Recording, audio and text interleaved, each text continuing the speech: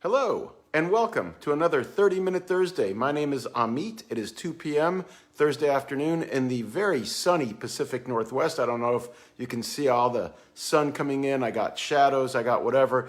After days and days and days of really strong rain, we will take the sunshine. It is a blessing to have it. It's great to be with you guys. I hope everyone's staying healthy, staying safe, staying sane, and ready for a wonderful weekend, which is just around the corner. So how's everybody doing? What's everyone up to? How are things going? Let's just jump right in and keep talking about the mortgage industry, the overall economy, and where we go from here, what to expect. First things first, I will tell you that inflation is real. I've been talking about it the last two sessions, and I'm going to continue to talk about it because there's a lot to say. And we've got some historical data. We've also got some big picture stuff that we can work with. So let's just jump right in and say that yesterday, the Consumer Price Index information was released for the month of December. Understand that with most of these economic reports, government-driven data systems and whatnot, it's not real-time reporting, right? It's typically at least a month behind from where we really are. So the information comes out yesterday for what we experienced in the month of December. And the Consumer Price Index is one of the more telling indices or metric systems to determine the inflationary pressure and the cost of what people pay for things, whether it's food or energy or furniture or rent or any number of other things, consumer goods. Now, they do some playing around with these numbers, and they eliminate from the overall tally, they remove what they call the volatile food and energy prices, as if people don't need to eat and we don't need energy to heat our homes or drive our cars. I think that's kind of bogus, but okay, we can discuss that. In any event, the Consumer Price Index for the month of December of 2021 rose by 0.5%, so half of 1%. And what happens with this index for a year-over-year analysis is basically when they brought on board, they being the government statisticians, when they onboarded the Consumer Price Index for December of 2021, what fell off was the Consumer Price Index number for December of 2020. So it's a 12-month rolling average. And so 1 month way back 12 months ago falls off, and the new month just recently comes on. And so we've seen an increase in just the month of December was half of 1%. But if you look at the total amount of inflation that has happened in our economy in all of calendar year 2021, for those 12 months, we have seen inflation increase to 7%, a 7% inflation rate. That is significant, guys. That is really, really bad inflation, and potentially is going to get worse because we're going to have a few more months where the same thing's going to happen, where they'll add January of 2022 and January of 2021 will fall off, and so on and so forth. And as it does, it's going to continue to go up. The rate, at least, will continue to go up until some of the Fed measures that they've announced they're going to put in place start to work. You've got to understand, our economy is huge. It's kind of like one of those big container ships that we see off the port in Seattle or that we see in Long Beach, California, and things like that. Those huge vessels that have all those containers on them, they're not maneuverable. You can't just spin the wheel and turn that thing around really quick.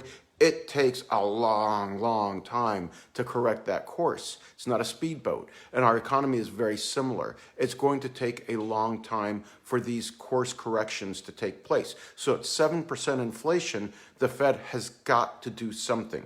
Remember, the Fed's job, the Fed's mission, the Fed's charter, its responsibility is to keep inflation at a 2% year-over-year rate. We're at 7%. That's 3.5 times what the Fed itself has said would be a reasonable and realistic rate of inflation. So they're failing at their mission. And as a result of that, they got to kick it into high gear to do what they need to do in order to stop the rise of prices. Inflation is a thief. It is a tax, if you would, on people's income, because the money that you have in the bank, the money that you get paid every week, just does not buy as much as it did last month and the month before or the year before. So it's almost like a tax, but you're not getting anything for it. It's just you're losing buying power. So the Fed is signaled and announced that they're going to be really serious this time about cutting inflation. And they're going to go to work on that. They've already started. I mentioned last week about the universal mortgage-backed securities, that they've stopped buying those as aggressively as they were. And they're going to continue to stop buying those as aggressively up until about March. By March of this year, they're going to be finished with that program.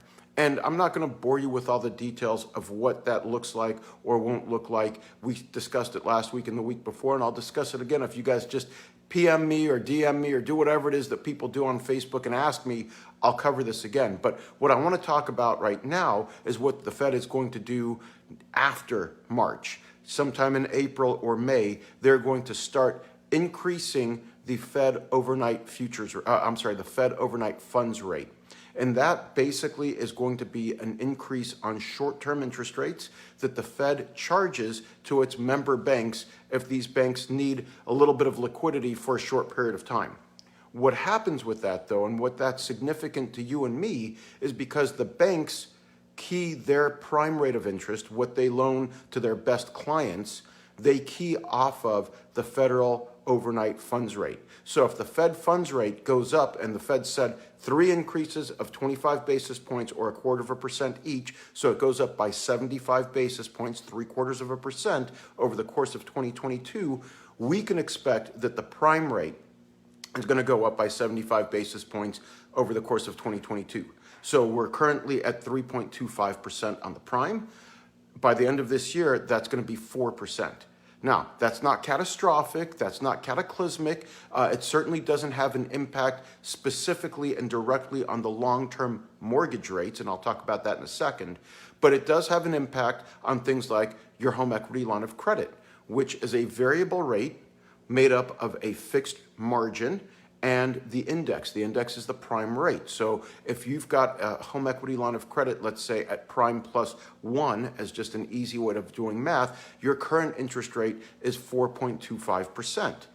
If it goes up by 0.75% on the prime rate by the end of 2022, you're now going to be at an interest rate of 5, fully indexed. The margin stays fixed at 1%, but the prime rate, which is the index rate, goes up 3 times by 25 basis points. You are now at a prime plus 1, you're at 5% interest. And your payments will be based on a 5% interest rather than a 4.25% interest. Same thing happens with your credit cards. If you're carrying a balance on your credit cards, that variable interest that they charge is based to a certain degree on the Fed's overnight rate and on the prime rate. And if those go up, your credit card interest rates go up as well. So if you're carrying a balance on your credit cards, or if you're carrying a home equity line of credit and you're not sure how to pay it off, call me, please. Let's talk about doing a debt consolidation loan. Let's talk about doing a cash out refinance mortgage for you so you can pay off these soon to be more expensive liabilities while interest rates on the mortgages are still very, very good and very attractive. So the Fed has already said 3 rate hikes for their overnight rate in 2022 and somewhere between 2 or maybe 3 rate hikes again in 2023. They're going to kind of take a wait and see attitude on what happens in 2023. Let's see what happens after what they do now, after that kicks in and has time to work its way through the economy. Remember, the reason the Fed is doing this is because they want to take money, literally, they want to take money out of the economy right now. They want to take that money, squirrel it away, sit on it, and basically take money out of our pocket, my pocket, and your pocket so that we don't have as much to spend on goods and services. And by not spending as much on goods and services, the thinking at least, macroeconomics is if the price is here but no one's buying because we just don't have as much money, then the price has to come down and come down and come down until it matches what people are willing to spend for whatever. Those new tennis shoes, a gallon of gas in theory, although the gas prices are never coming down, or a new sweater or going out to dinner or whatever it is.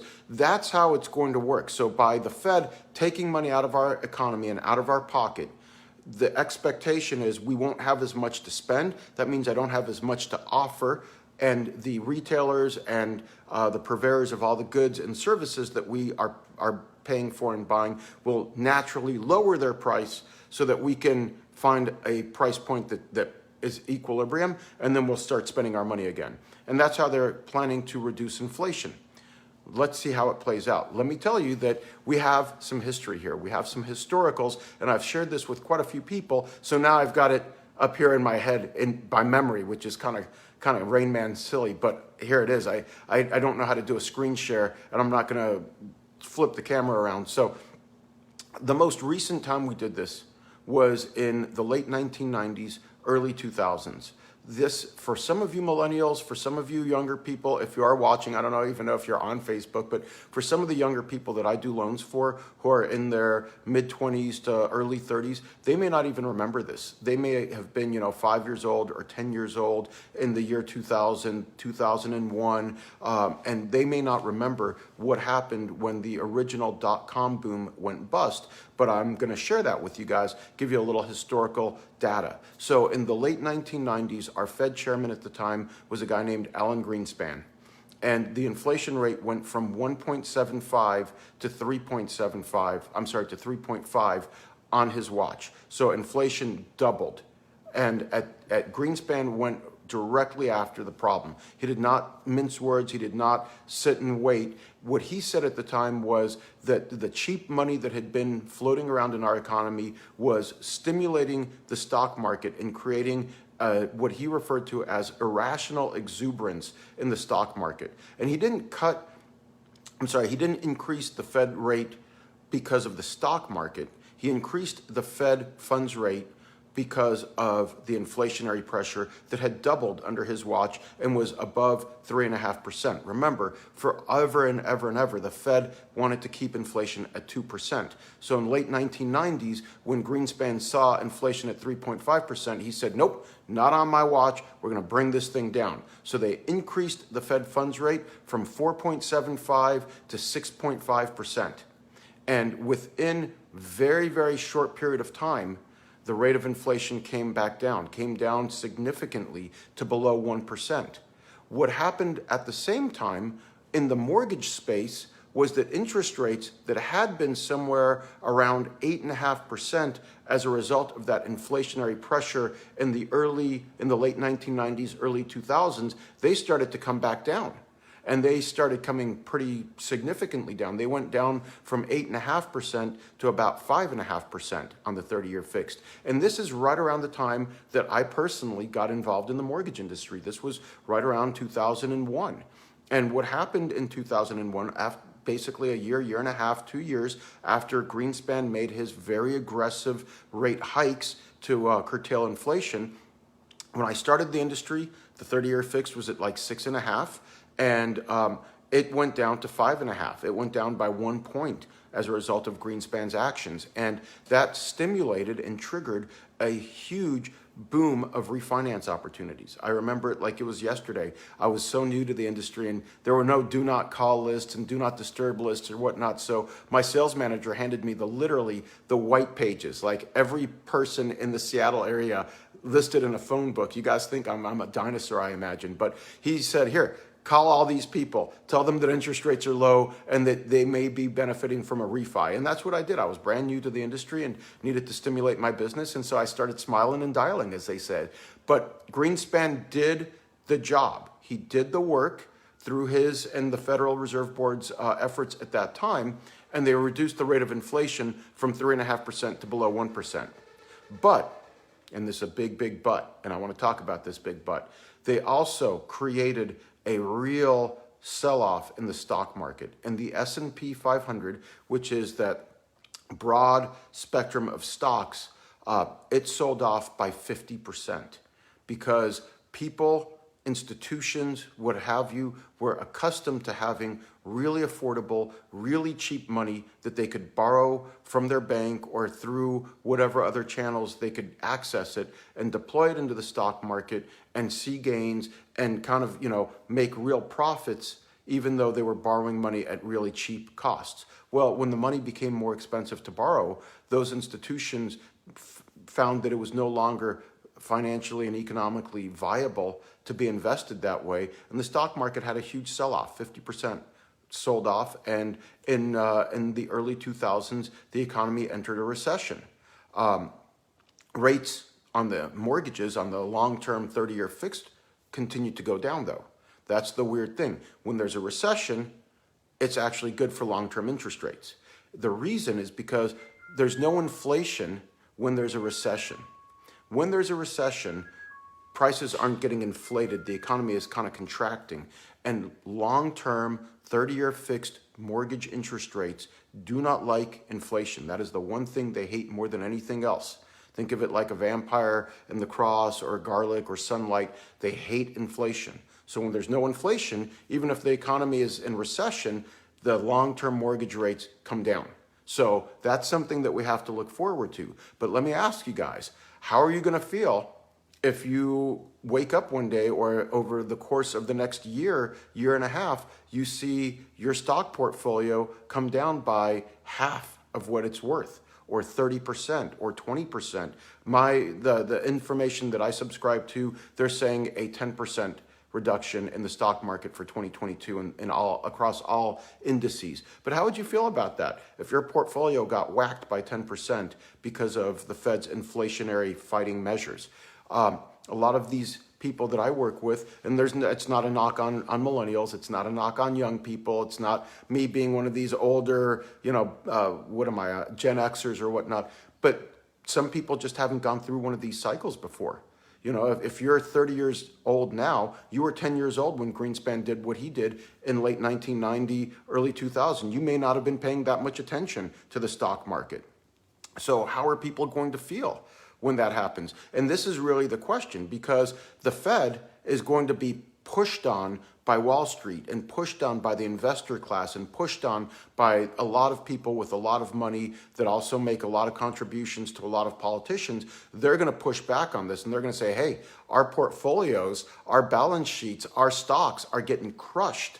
And will the Fed have the fortitude to stick with their plan, or will they capitulate and kind of go backwards on this at the behest of Wall Street and the stock market? That's really the question. I don't know. I don't know how that's going to play out. I don't know if the Fed's really ready to do this. And I don't know how people are going to be when, again, if you're a home buyer and you're expecting your stock portfolio to become part of your down payment, and all of a sudden your stock portfolio is down significantly, are you going to be okay to sell those stocks? Realize the loss, because understand that just because your portfolio is down on paper, meaning that it's not worth what it was worth a week ago or a month ago or a year ago, that doesn't mean that you've taken a loss. That's a paper loss. You don't realize the loss until you sell the stock. So as a simple example, I bought a stock for $100 a share, and now that stock is worth $90 a share. I've got a $10 per share loss on paper. But until I sell it at 90, I don't have a real loss. So my question to the home buyers out there, the younger people especially, who've got a lot of net worth tied up in the stock market that they get from, say, Amazon stock that they work for, or Google stock, or Facebook stock, or Microsoft stock. There's a lot of these companies here in the Northwest. How are the buyers going to feel if those stocks get hit because of the Fed's inflation cutting measures? How are they going to feel about using that money for a down payment? How are they going to feel about selling their stock and realizing a loss, or losing some of their profit? I don't know. It's a psychology. There's a lot of psychology in the markets. It's not just math. In fact, the math is a small part of it. It's really emotion and psychology. And we just won't know until we see it. But I'll tell you that we have more history. I'm going to go back even further back, the Wayback Machine. I'm going to talk about a guy named Paul Volcker, who in 1980 was the Federal Reserve Board chairman. I was 10 years old for this. So I was then where a lot of the millennial buyers are today. 10 years old, not really aware of what's going on. Yeah, you hear things in passing. Your parents are talking about stuff. You may see stuff on the news or hear stuff on the radio or see things in the paper. Back then we had papers, but you're not really part of the economy yet. That's where I was in 1980 as a 10-year-old. Paul Volcker inherited a terrible inflation from his predecessor, a guy named Arthur Burns. And Paul Volcker, he was at a point, inflation was at 14% when Paul Volcker took over at the Federal Reserve Board. And Volcker did the same thing. Volcker raised the federal overnight rate, which right now, today, the federal overnight rate is basically zero. Back then, in 1980, it was 11%. That's what the Fed charged banks for short-term loan just to keep them liquid when Paul Volcker took over. 11%, and he cranked that thing up to 20% within a year, basically, because inflation was such a problem in this country. So Paul Volcker inherits this horrible mess, cranks that federal overnight rate, Fed fund rate, up to 20%, basically doubles it, and brings inflation from 14% down to 5%, which was awesome.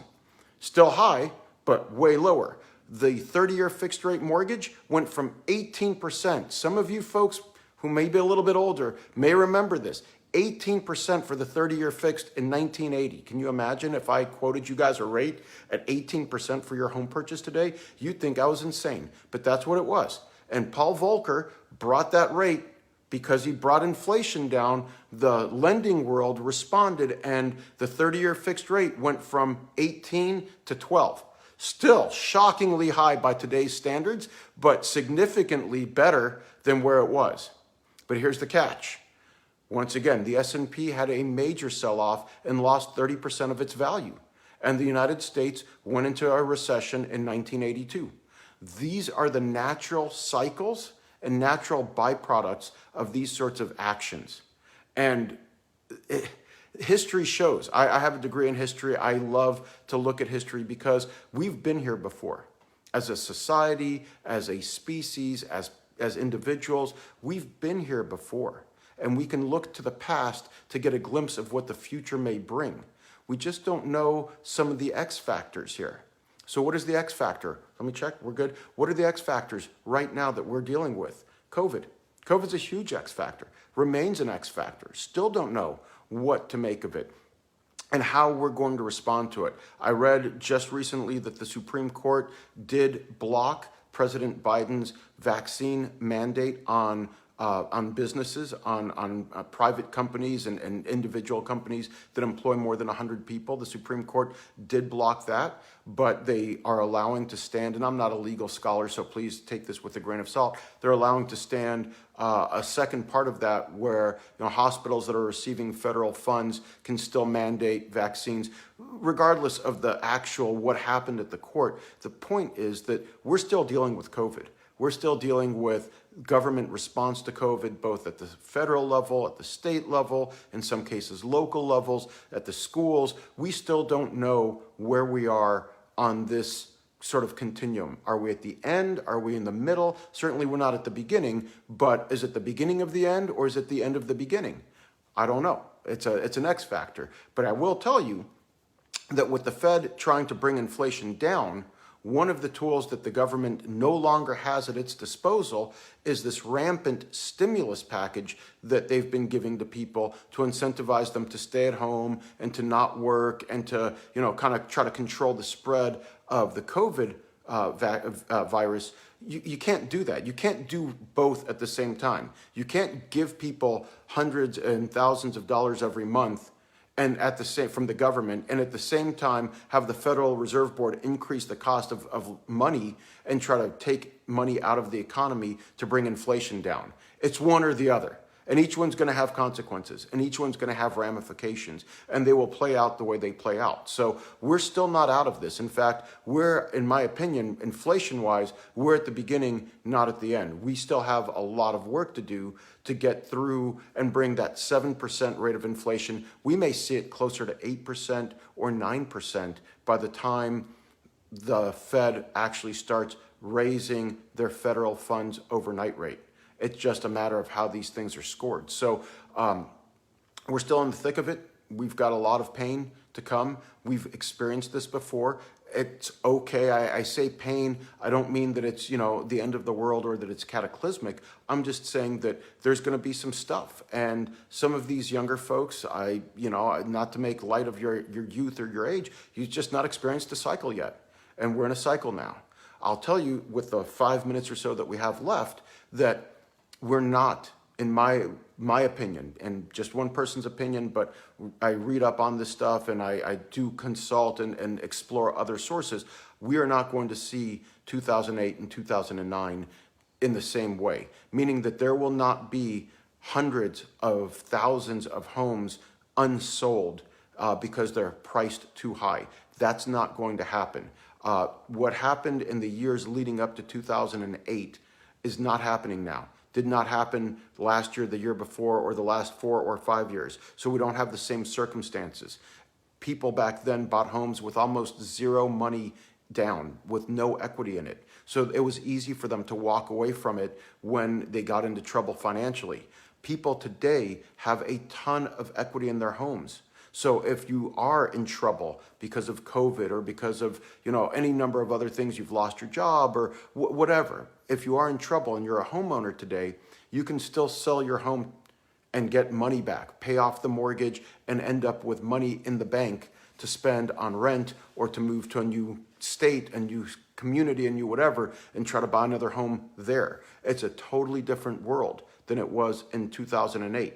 So for those people thinking like, oh, this is my opportunity, I don't think that's going to happen. We will most likely see a slowdown in how fast home prices appreciate. We'll probably see that. That doesn't mean that home prices are going to go down. It just means that it's not going to go up by 10% or 20% by this time next year. It might go up by 5 or 6%. In some communities more, in some communities less. But it's not going to go backward. The home you bought last year for $500,000 will not be worth $450,000 by the end of this year unless you bought in a really, really terrible area that it has its own problems. But nationwide and throughout the overall economy, I don't envision home prices coming down and going backwards.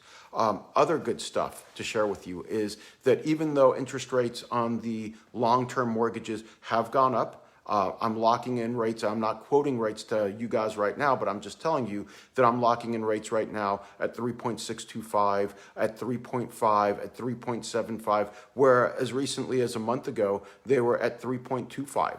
They've gone up by 0.25%, maybe 0.3% in some cases. That's just the nature of what the Fed is doing right now and the nature of inflation. Remember, inflation is driving all of this. So if the Fed is capable of sticking by its plans, and those plans do in fact create a reduction in inflation, then those interest rates will come down as well. So if you're buying a home right now and you're like, oh man, I can't believe I'm at 3.75, just suck it up, as they say, do the work, and let's talk about refinancing in a year, because if the Fed does what it's supposed to do, those rates will come back down. So it's not horrible, it's not cataclysmic, and for those of us who are a little bit older and who do remember interest rates that started with a 5 or that started with a 6 or that were in double digits, to say that, oh my gosh, interest rates are at 3.75 or maybe 4% by the end of the year, that's really, historically, it's still fantastic. So take everything with a grain of salt. I'm at time. Wow, I covered a lot of territory here. This is happening. It will continue to happen. I got so much more to share with you guys. We're in transition right now. And so there's going to be more and there's going to be more. And I will continue to update you. For those of you watching or watching afterward, if you want to ask me questions, please feel free to send me messages. Call me. My phone number's all over the Facebook page. You can also DM me or whatever it is. Just ask me. Ask me questions. I'm more than happy to answer them. And again, if you are sitting on credit card debt right now, home equity line of credit debt, or some other really high car payment or something of that nature, let's do a debt consolidation loan or a cash out refi so that you can get out from under that debt before it becomes even more expensive. I'm happy to work with you on that. Or if you're in a different state, I can refer you to somebody who works in that state. Having said all that, we're at our time. I really appreciate you guys spending a little bit of time with me. I know there's a lot to cover here, but thank you so much for your time, for supporting me. I hope you stay safe, healthy, and sane. Have a great weekend, and I will see you guys next week on Thursday. Take care. Bye-bye.